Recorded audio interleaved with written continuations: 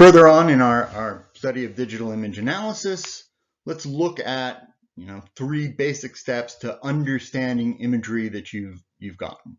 And obviously you'll do a visual inspection, but because we're fundamentally concerned with the digital numbers, values of individual pixels, we need to be concerned about the distribution of values recorded in the image.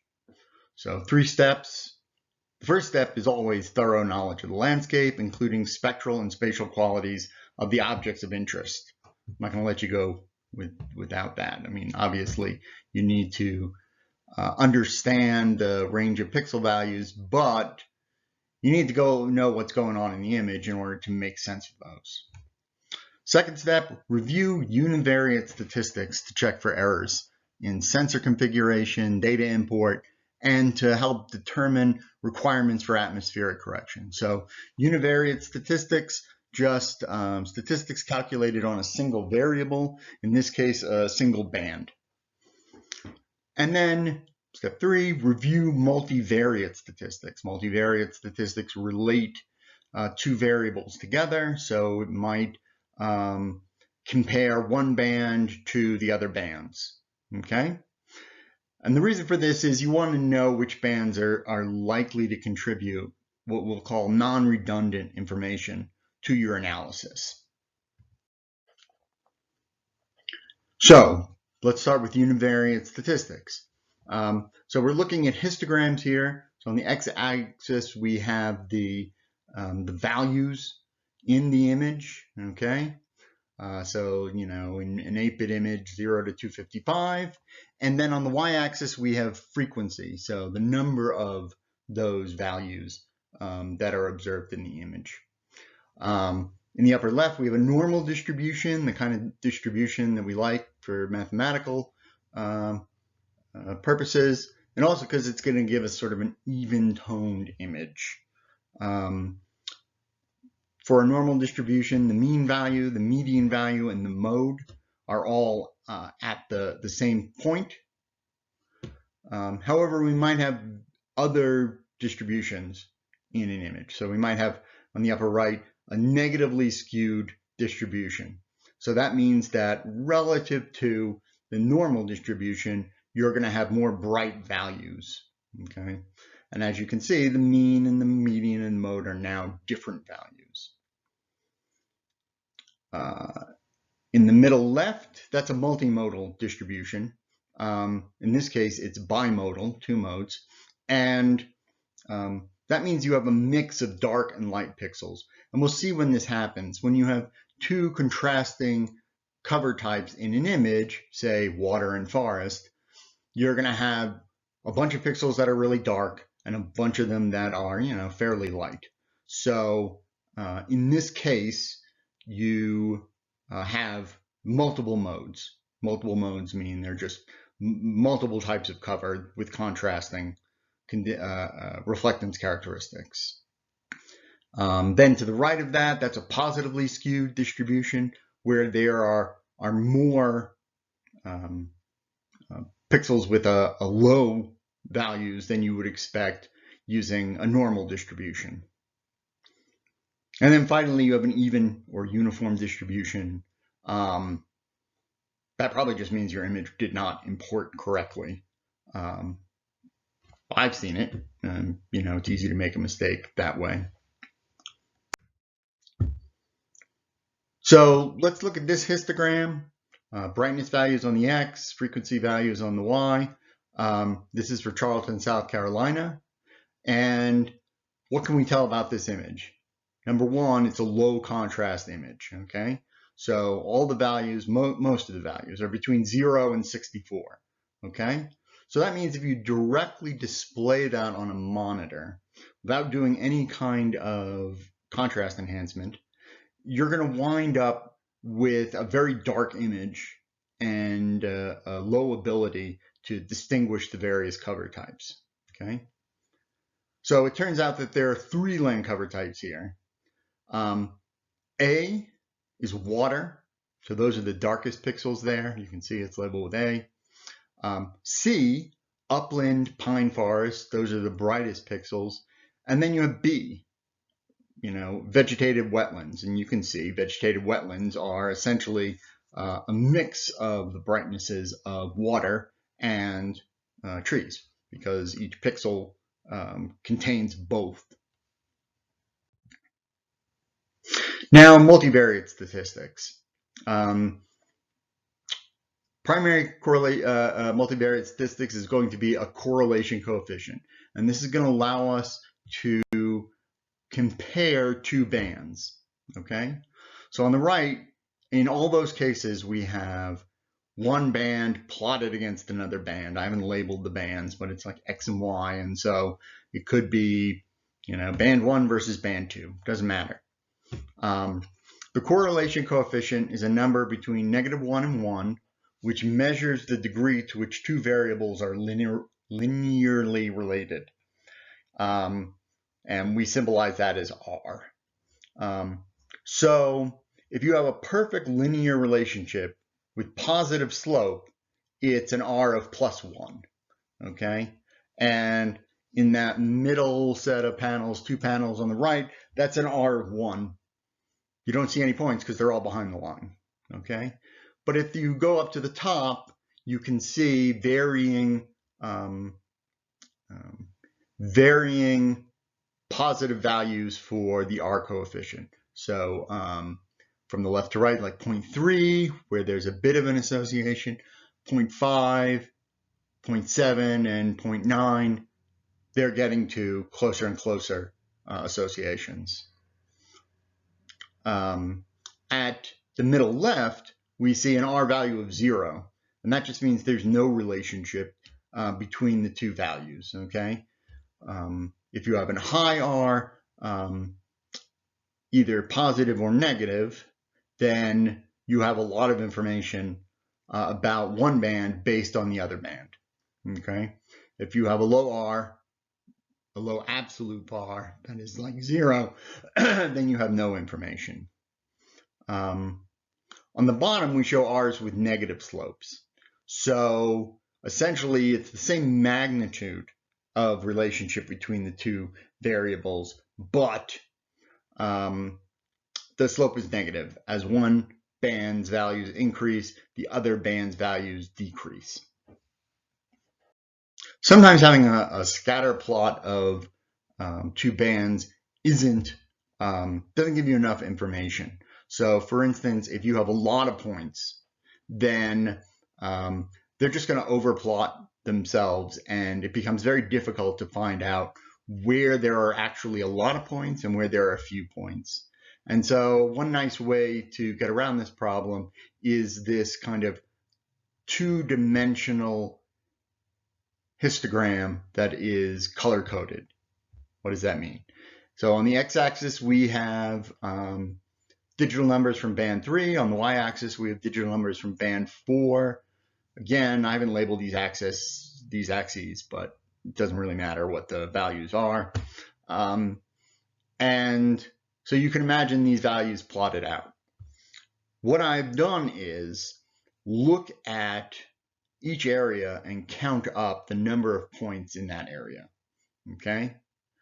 And then I've coded those values using what we call a pseudo-color lookup. That is, we've assigned one color to low values and another color to high values. So purple and light blue or cyan, those are areas where you don't have many values. Areas where it's red, there's many values that have that particular combination of the two values of band 3 and band 4. And we do that to, help us determine how correlated or similar the two bands are. Sometimes the R values do a good job. Here's a case where an R value wouldn't do a good job because you don't have a single relationship between digital number 3 and digital number 4, okay? And R is just not going to give you the same information it would if there was a more or less linear relationship between the two bands. And the reason we're interested in this correlation is we're looking for dissimilar bands, okay? If we have two bands that are highly correlated, then the information in one band is in the other band as well. And so if you use, there's no reason to use both bands if they're highly correlated. It's just going to make your analysis more complicated. So we're looking for this non-redundant information. Now let's talk a bit about image display. What do we do if we have the case like we do in this image that we looked at the histogram for? What if they're skewed, right? Or bunched or low gain? So in this case, we have data that are mostly bunched. So they're multimodal. They're bunched into sort of three separate modes, and they're low gain because they're not filling the entire range of brightness values that they could.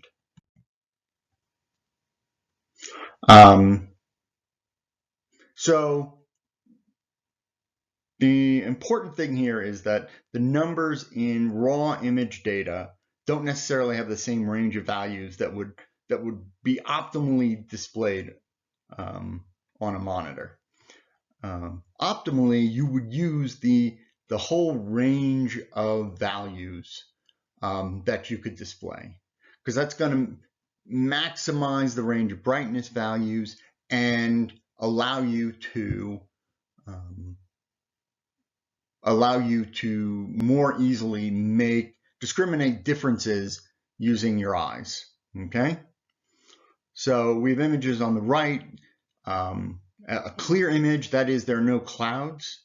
Okay, so clouded areas, you get these very high bright values, and so you get a large range of digital values. But if they're clear, you often have a very small range of digital values. So, you know, you look at that image and you see great contrasts, but in fact, in the green, the red, and the near infrared bands, which is what's being displayed in that color infrared image, there's actually a relatively low range of values that are being used. So this is where we get into contrast enhancement. So contrast refers to the range of brightness values on an image, and contrast enhancements are done because the human visual system can't always discern fine contrast differences in the raw imagery data. And so we're going to rescale the brightness values. We're going to change the brightness values for the purposes of display only. We're not going to make these transformations and then apply other image processing techniques to them. This is simply for display. So we're going to expand or scale the original digital values into a new distribution. Contrast enhancement also can make subtle variations within the data more obvious. And there are three methods of linear contrast enhancement we'll talk about. One of them is minimum maximum linear contrast stretch, percentage linear contrast stretch, and then histogram equalization. So here's the minimum and maximum linear contrast stretch. So we calculate the original minimum and maximum values of the data, okay? And we're going to stretch the whole distribution out so that the new minimum and maximum is 0 and 255, okay? So this image, you know, that we're looking at the bottom has an image with a minimum brightness value of 45 and a maximum value of 205. And when you look at that image without enhancements, there are no values with 0 to 44 or 206 to 255. Okay, and so you can find important spectral differences by stretching the minimum value of 45 to 0 and the maximum value of 120 to 255.